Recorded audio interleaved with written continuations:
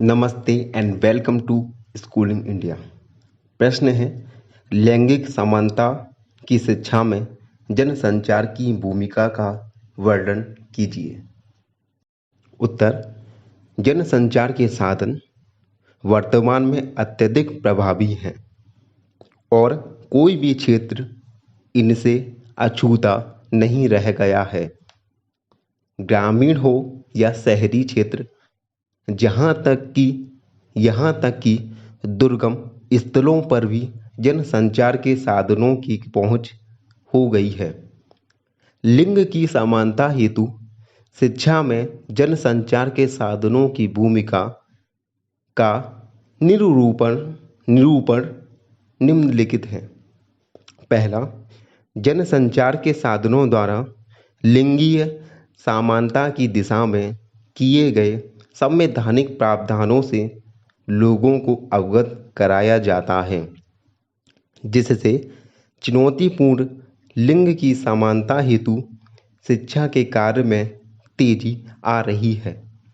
दूसरा, जनसंचार के साधन आंकड़ों तथा डॉक्यूमेंट्री इत्यादि का प्रस्तुतिकरण करते हैं, जिसमें यह दिखाया जाता है कि अशिक्षित स्त्रियों से भरे समाज की आगे और कैसी दयनीय स्थिति होगी।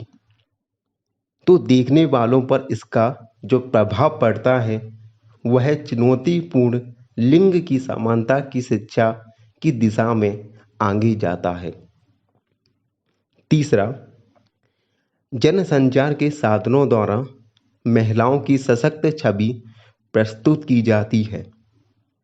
चौथा, जनसंचार के साधनों के द्वारा बालिकाओं या महिलाओं के साथ हो रहे दुर्व्यवहार, शोषण तथा अपराध एवं अशिक्षा संबंधी समाचार लोगों तक पहुंचाए जाते हैं, जिसके कारण इनकी समानता, स्वतंत्रता और शिक्षा के प्रति जागरूकता में वृद्धि हो रही है।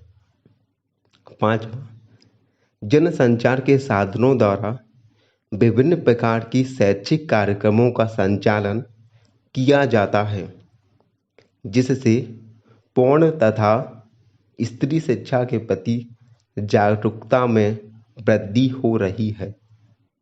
छठवां, जनसंचार के साधन किताबों, कविताओं तथा लेखों के द्वारा लिंग के महत्व तथा शिक्षा और समानता को प्रसार कर रहे हैं। सातवां, जनसंचार के साधन लिंग की समानता हेतु शिक्षा के लिए लोगों को जागरूकता बनाने के साथ साथ उन्हें इस दिशा में कार्य करने के लिए प्रेरित भी करते हैं, जिसके परिणाम स्वरूप वर्तमान में व्यक्तिगत प्रयास भी स्त्री शिक्षा की दिशा में किए जा रहे हैं। आठवां, जनसंचार के साधनों द्वारा जन सामान्य को उनकी दयनीय स्थिति से उभरने के लिए बिना किसी भेदभाव के स्त्री शिक्षा को अपनाने हेतु प्रेरणा प्रदान की जाती है।